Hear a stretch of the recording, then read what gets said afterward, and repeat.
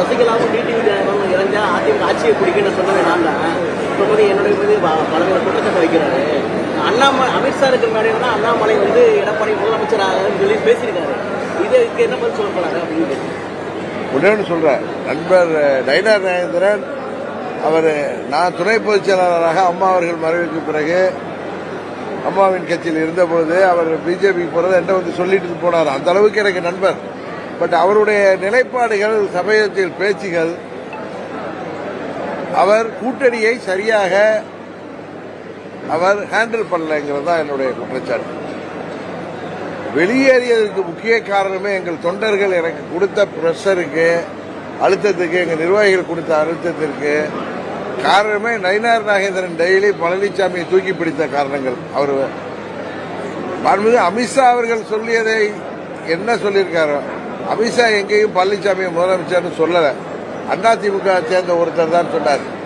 பழனிசாமி தானே தன்னை அறிவித்துட்டு எப்படி வலது கம்யூனிஸ்ட் தலைவர் முத்தரசன் சொன்ன மாதிரி போற இடத்துல நான் தான் முதலமைச்சர், நானாம் முதலமைச்சர் இவர் தான் சொல்லிட்டு இருக்காரு சொன்னாங்க. நாங்கள் இன்னும் சில பேர் சொல்றாங்க இவர் ஏப்ரல் 12 முடிவு எடுத்திருக்க முடியாது. இவங்க யார் நம்மளுக்கு சொல்றது? நான் வெயிட் பண்ணேன். ஏன்னா உங்களுக்கு நல்லா தெரியும், பாராளுமன்ற தேர்தலில் தேசிய ஜனநாயக கூட்டணிக்கு நாங்கள் சென்றதற்கு முதல் காரணமே மாண்புமிகு மோடி அவர்கள் மீண்டும் இந்தியாவின் பிரதமராக வேண்டும். அதுதான் நாட்டிற்கும் நாட்டின் வளர்ச்சிக்கும் பாதுகாப்பிற்கும் சிறந்ததாக இருக்க முடியும் என்கிற காரணத்தினால்தான் நாங்கள் அன்கண்டிஷனலா போனோம். அது நண்பர் அண்ணாமலை நாங்கள் வந்தது அவர் தான் எங்களோட அன்றைக்கு பேசி, நாங்கள் டெல்லி தலைவர்களை கூட சந்திக்கவில்லை, நானும் ஓபிஎஸ் அவர்களும். அவர் டெல்லியில் பேசி அவர்களோடு பேசிவிட்டு எங்களை அந்த அணியில் இணைத்தது அப்பொழுது மாநில தலைவராக இருந்த நண்பர் அண்ணாமலை. இன்னும் சில பேர்லாம் சொல்றீங்க அண்ணாமலை பின்னணியில் இருக்காரு, அப்படிலாம் கிடையாது.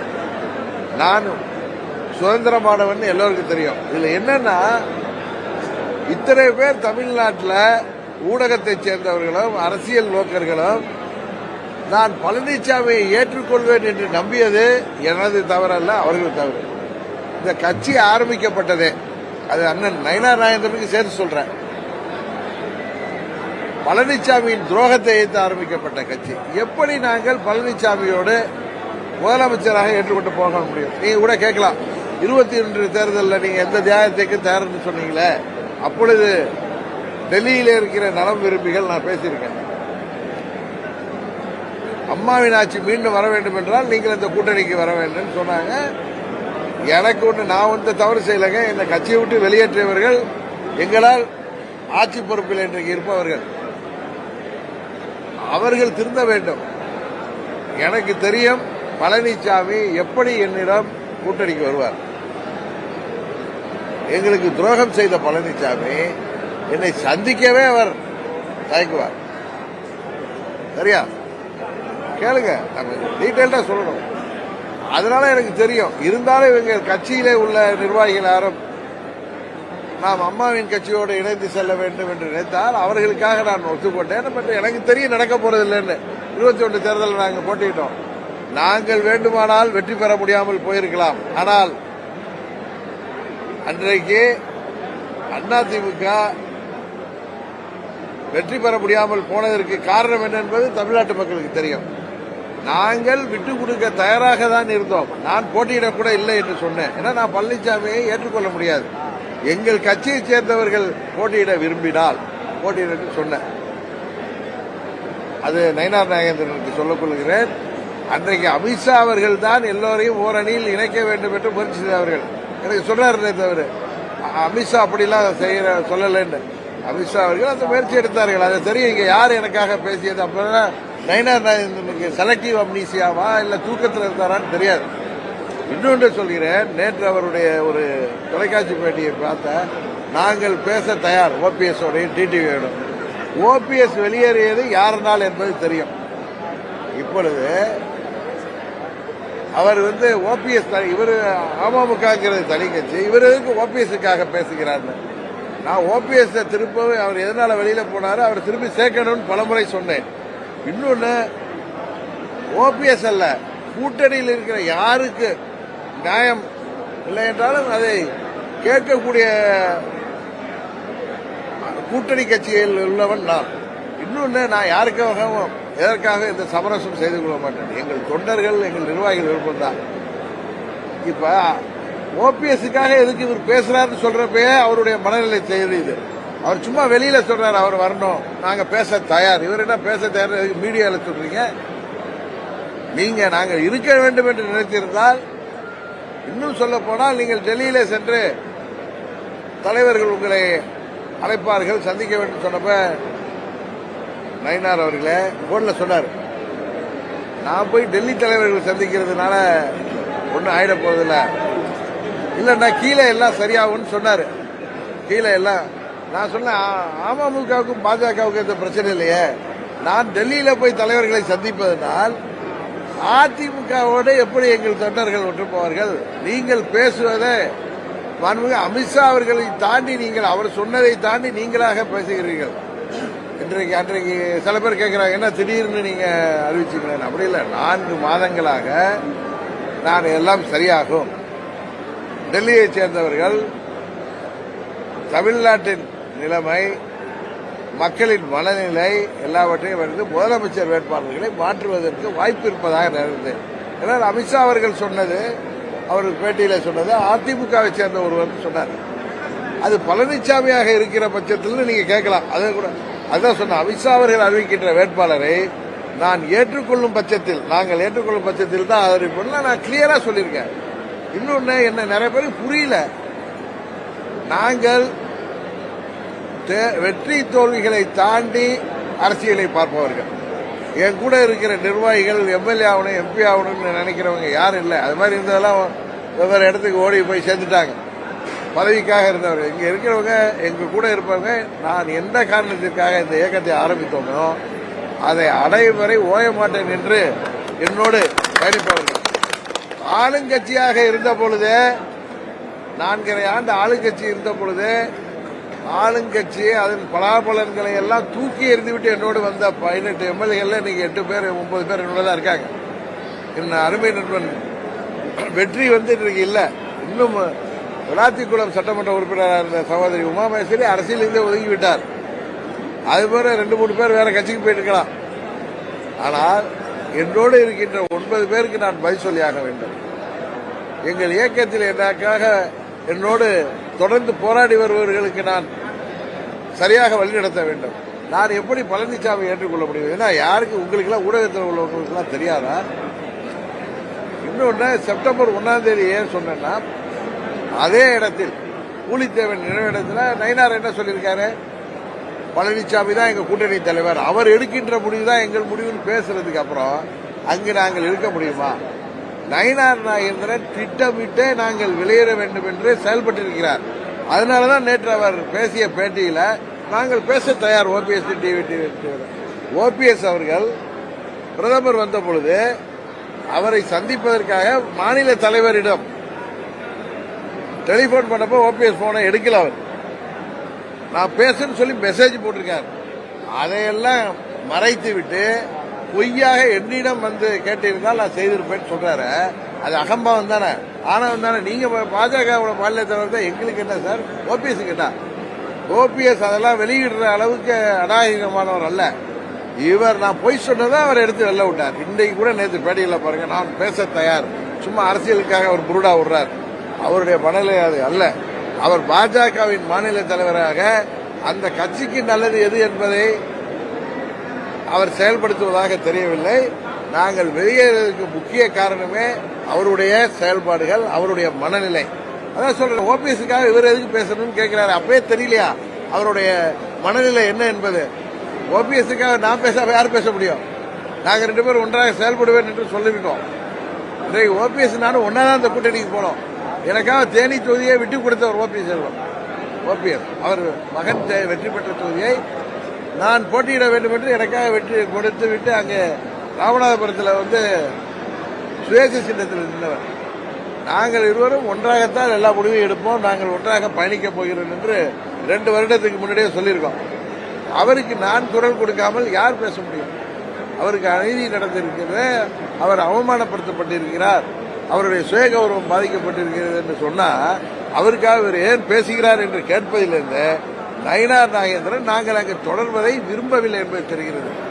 இன்னொரு இது பேசுறாங்க. இதற்கு அண்ணாமலை பின் இல்ல. அண்ணாமலை முதல் நாளிலிருந்து அண்ணன் அவசரப்பட வேணாம், அண்ணன் சற்று பொறுமை காருங்கள், உங்களுக்குள்ள மரியாதை கிடைக்கும். நான் அவர்கிட்ட சொல்லிருக்கேன், இல்ல நைட்டு பிரதர் பழனிசாமியை முதலமைச்சர் ஆகிட்டு ஏற்றுக்கிட்டு நாங்கள் வர முடியுமா பிரதர்? என்ன எங்களை நீங்க எங்கள் கட்சியை அழைத்து கொண்டு எங்களை தற்கொலைக்கு சமமான முடிவை நாங்கள் என்றைக்கு எடுக்க முடியாது அவர்கிட்ட சொல்லியிருக்கேன். அவர் என்ன சமாதானப்படுத்தார். அவர் தலைவராக இருந்த பொழுது அவர் நடுநிலையோடு செயல்பட்டார். எங்களது தேவையை உணர்ந்திருந்தார். எங்களுக்கு கூட்டணி கட்சி தலைவர்களுக்கு உரிய மரியாதை யாராக இருந்தாலும், அது நானாக இருந்தாலும் சரி, ஐயா வாசனாக இருந்தாலும் சரி, ஜான் பாண்டியனாக இருந்தாலும் சரி, சகோதரர் ஏசிஎஸ் ஆக இருந்தாலும் சரி, எந்த கட்சிக்கும் அவர் மிகவும் தன்மையாக நடந்து கொண்டவர். நாங்கள் இவரிடம் எதிர்பார்ப்பது யதார்த்தத்தையும் தன்மையும் தான். இவர் ஏதோ ஒரு அகம்பாவத்தில் பேசினால், பன்னீர்செல்வத்தை என்னிடம் கேட்டிருந்தால் நான் வாங்கி கொடுத்திருப்பேன் என்று சொல்வதே ஆணவமா இல்லையா? அதனால தான் சொல்கிறேன், நாங்கள் டிசம்பர் வரை பொறுத்திருப்போம் சொன்னேன். ஆனால் எங்கள் தொண்டர்களும் நிர்வாகிகளும் நயினார் நாகேந்திரன் பேச்சும் அந்த துரோகம் ஊரெல்லாம் போய் பேசுகிறதையும், ஆணவத்தில் ஆடுவதையும், அகங்காரத்தில் பேசுவதையும், பேயாட்டம் போடுவதையும் பார்த்தால் எப்படி நாங்கள் அமைதியாக இருக்க துரோகம் நியாயப்படுத்தப்படுவதாக நினைத்து வெளியேறினோம். அதுக்கு முழு காரணம் திரு நயினார் நாகேந்திரன் அவர்கள் தான். இதை நான் யாரிடம் சொல்ல தயாராக இருக்கிறேன். அவர் பழனிசாமி போதும், அது பெரிய கட்சி போதும், 21 தேர்தலில் அவங்க அழைச்சில் நாங்கள் ஜெயிச்சிட்டோம்னு நினைக்கிறார். இன்றைக்கு தமிழ்நாட்டு மனநிலை என்ன என்பதை அவருக்கும் புரியவில்லை, அவர்களை சேர்ந்தவர்களுக்கும் புரியவில்லை. அதனால் எங்கள் பின்னணியிலே அண்ணாமலை இருக்கிறார் என்று யாராவது பேசினால் அவர்களுக்கு அரசியல் தெரியவில்லை என்ற அர்த்தம். அதுபோல செங்கோட்டையனுக்கு பின்னால் பாஜக இருக்கிறாங்க, அப்புறம் நான் வெளியேறினதுக்கு பின்னால் யார் இருக்காங்க? இது மாதிரி நீங்க யூகங்களுக்கெல்லாம் நான் கிளியரா நேற்று 40 நிமிஷம் நான் எல்லாத்தையும் சொல்லிட்டேன். இதுக்கு மேல நான் சொல்லுவதற்கு ஒன்றுமில்லை. எங்கள் வழியில் நாங்கள் செல்கிறோம், கரெக்டா? அவ்வளவுதானே தவிர எங்கள் தொண்டர்களும் எங்கள் நிர்வாகிகளும் எத்தனையோ சோதனைகளை தாண்டி என்னோடு பயணிப்பவர்கள் மீறி நான் எந்த முடிவையும் எடுக்க முடியாது. அவர்களை எதிர்காலம் கருதி நான் நல்ல முடிவு எடுப்பேன். உறுதியாக சந்திப்பேன். அவரோட நான் தொலைபேசியில் கூட தொடர்பு கொண்டு உங்களுடைய எண்ணம் சரி, அது கட்சியையும் தாண்டி தமிழ்நாட்டு மக்களின் எண்ணமும் அதுதான், உங்களுக்கு அமமுகவுடைய ஆதரவு உண்டு நான் சொல்லியிருக்கேன். எடப்பாடி பழனிசாமி முதல்வராக இருந்தால் இருக்க மாட்டேன்னு கிளியரா சொல்லிட்டேன். அதெல்லாம் நீங்க நினைக்கிறது, நீங்க பத்திரிகையில ஊடகங்கள்ல அது பெரிய மேதைகள் உட்கார்ந்துட்டு யோசிக்கிறதெல்லாம் கிடையாது. நானும் ஓபிஎஸும் அந்த பக்கம் தள்ளப்படுகிறார்கள். நான் எதை நடுநிலையா பேசுவேன், யதார்த்தத்தை பேசுவேன். விஜய் அவர்கள் அவர் கட்சி ஆரம்பித்த காலத்திலிருந்து நான் சொல்கிறேன், அவருக்கு மக்கள் தான் முடிவு பண்ண வேண்டும். இன்னொன்று, எங்களை விமர்சிக்காதவர்களை பற்றி நாங்கள் விமர்சிக்கிறோம். நேற்று கூட நான் சொன்னது, ஒரு பத்திரிகை துறையை சேர்ந்த அவர் தலைமையை ஏற்றுக்கொண்டு நீங்க போவீர்களான்னு கேட்டது, ஒருவரை ஏன் இப்படி குறைத்து பேசுகிறீர்கள்? நீங்க தானே சொல்றீங்க அவருக்கு 15% இருக்கு, 20% இருக்குன்னு, எதுக்கு அவரை அப்படி பேசுறீங்க? ஏன் அவன் கூட போனா என்ன? புரட்சி தலைவர் கட்சி ஆரம்பிச்ச போது அவர் புரட்சி தலைவரோட கம்பேர் பண்ணி சொல்லல, அவரோட மூத்த கம்யூனிஸ்ட் தலைவர்கள் கல்யாண சுந்தரம் எல்லாம் பயணம் செய்திருக்காங்க. அரசியல்ல அனுபவம் என்பது ஒரு பக்கம் இருந்தாலும், இதுல ஒன்றும் இத்தனை வருஷம் கட்சி நடத்தினாதான் எலெக்ஷன்ல நிக்கலாம்னு கிடையாது. அவரும் ஒரு மக்கள் விரும்புகின்ற நடிகர், அவரு ஒரு துணிச்சலா ஒரு கட்சி ஆரம்பிச்சிருக்காரு. எத்தனையோ பேர் பயப்படுறப்ப அவர் ஆரம்பிச்சிருக்காரு. அதை போய் நம்ம பார்த்து பொறாமைப்பட வேண்டிய அவசியம் என்ன? அவர் விஜயகாந்தை போல ஒரு இம்பாக்டை உருவாக்கலாம்னு சொன்னது நான் யதார்த்தம். இது விஜயை நோக்கி நகர்வதோ அப்படின்னு அவங்கவுங்க மூளைக்கு யோசிச்சு இவங்க டிபேட்டை நடத்துறதுக்கு பேசுறதுக்கெல்லாம் நாங்கள் பொறுப்பல்ல. நாங்கள் என்ன செய்கிறோம் என்பதை பொறுத்திருந்து பாருங்கள். நீங்கள் நினைக்காத ஒரு கூட்டணி எல்லாம் அமைய வாய்ப்பு இருக்கிறது. அம்மா மக்கள் முன்னேற்ற கழகம் இந்த தேர்தலில் வெற்றி முத்திரை பதிக்கும். நாங்கள் எந்த கூட்டணியில சேர்கிறோமோ அந்த கூட்டணி தான் வெற்றி கூட்டணியாக இருக்க போகிறது என்பதை மாத்திரம் இந்த நேரத்தில் சொல்லிக்கிறேன். சார், OPS EPS பிரிவின் போது EPS போயிட்டு எல்லாருமே இந்த 6 பேர் பேசணும்னு சொல்லி செங்கோட்டையன் சொல்லியிருக்காரு. ஆனா அவர் EPS என்ன சொன்னா அவர் சொல்றது எனக்கு பச்சை போய் அப்படின்னு சொல்லியிருக்காரு. அது அங்க உள்ள மற்ற 5 பேர் இருக்காங்களா, அவங்க தான் அதை வந்து வெளிப்படையா சொல்லணும். இன்னொன்று சொல்லிக் கொள்கிறேன், எனக்கு அந்த துரோகம் செய்த ஒருவரை தவிர அவரை சேர்ந்த ஒரு சிலர் இருக்காங்க, அவங்களை தவிர யார் மேலே எனக்கு வருத்தம் இல்லை, கோபம் இல்லை. ஆனால் அவர்கள் இப்படியே அமைதி காத்தால் அம்மாவின் இயக்கம் இந்த தேர்தலுக்கு பிறகு மிகவும் பெரிய பின்னடைவை சந்திக்கப் போகிறது. அப்பொழுது உங்களுக்கு கை கொடுக்க நாங்கள் தான் வரப்போகிறோம். தேர்தலுக்கு முன்னரே விழித்துக் கொள்ளுங்கள், உங்களிடம் பணபலம் இருக்கிறது, இரட்டை இலை இருக்கிறது, அப்படி என்றெல்லாம் நம்பி இரட்டை இலை இதுவரை சிதைத்துக் கொண்டு வந்து விட்டீர்கள். நீங்கள் உணருங்கள், இல்லை என்றால் நாங்கள் அதற்கு பொறுப்பாக முடியாது என்பதை மாத்திரம் அங்குள்ள தொண்டர்களுக்கும் நிர்வாகிகளுக்கும் நான் இந்த நேரத்தில் சொல்வது எனக்கு கடமை என்று நினைக்கிறேன். உங்களோட கட்சியில வந்து உங்களை நம்பி இருக்கிறவங்களுக்கு நான் வந்து தொண்டர்களுக்கு உறுதியா இருப்பேன்னு சொல்லியிருக்கீங்க. அதே நேரத்தில் அதிமுக பயணிக்கிறவங்க எல்லாத்தையுமே வந்துட்டு இந்த ஆதரவு பேசலாம் ஒத்துழைக்கிறீங்க உங்க கட்சியில வராங்க.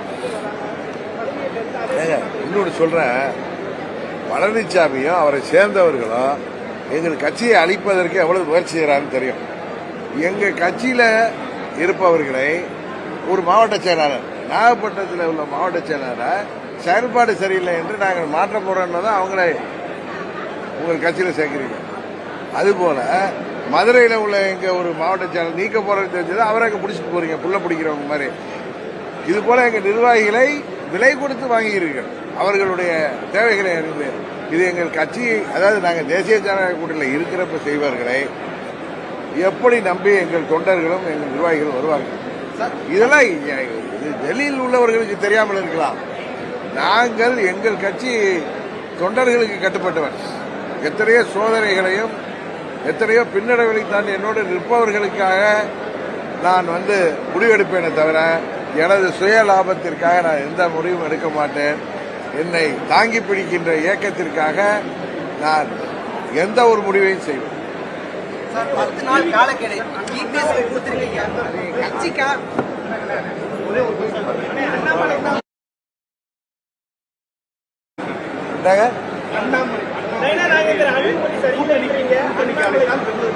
அண்ணாமலை என்னோட அடிக்கடி பேசுவார்.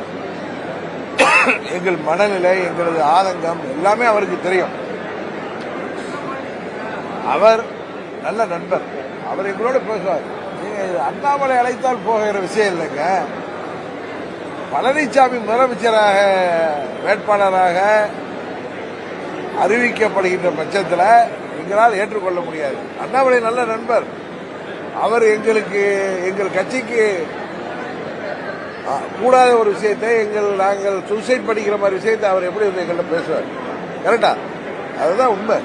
பழனிசாமி முதல்வர் வேட்பாளர் தான் நாங்களால் எப்படி ஏற்றுக்கொள்ள முடியும்? வேற யாரோ ஒருவர் இருந்தால் கூட எங்களுக்கு பிரச்சனை இல்லை.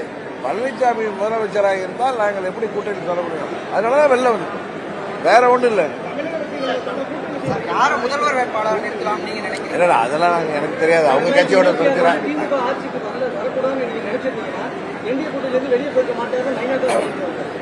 எங்களை அழிச்சுக்கிட்டு நயினார் ஜெயிக்கிறதுக்கு நாங்க ஒன்றும் முட்டாள்கள் அல்ல.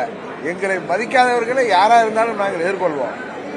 நாங்க அதான் கேட்டேன், நாங்க எங்களை அழைச்சிக்கிட்டு யாரை எதிர்த்து எந்த துரோகத்தை எதிர்த்து கட்சி ஆரம்பிச்சோமோ அவங்களோட நாங்க நிக்கணும்னு நயினார் எதிர்பார்த்தால் அது அவரது மனநிலையை தான் காட்டுகிறதே தவிர அவர் நாங்கள் வருவதே விரும்பவில்லை என்பதுதான் அவருடைய பேச்சு காட்டுகிறது. சும்மா வெளியில கூட்ட பன்னீர்செல்வம் அன்றைக்கு அவளை வருத்தப்பட்டப்பா என்னிடம் பேசி இருந்தால் அப்படின்னு சொல்றாரு. அதிலேயே அவர் மனநிலை புரிகிறது. இதுக்கு மேல அவரை எல்லாரும் புரிந்து கொள்வார்கள். இதுக்கு மேல நான் பேச விரும்புகிறேன். அதாவது எங்களை அழைத்துக் கொண்டு நாங்கள் தற்கொலை செய்து இன்னொருத்தரை காப்பாற்ற வேண்டிய அவசியம் எங்களுக்கு கிடையாது. திருந்த வேண்டியவர்கள் அவர்கள், திருத்தப்பட வேண்டியவர்கள் அவர்கள். அவ்வளவுதான், போதுங்க.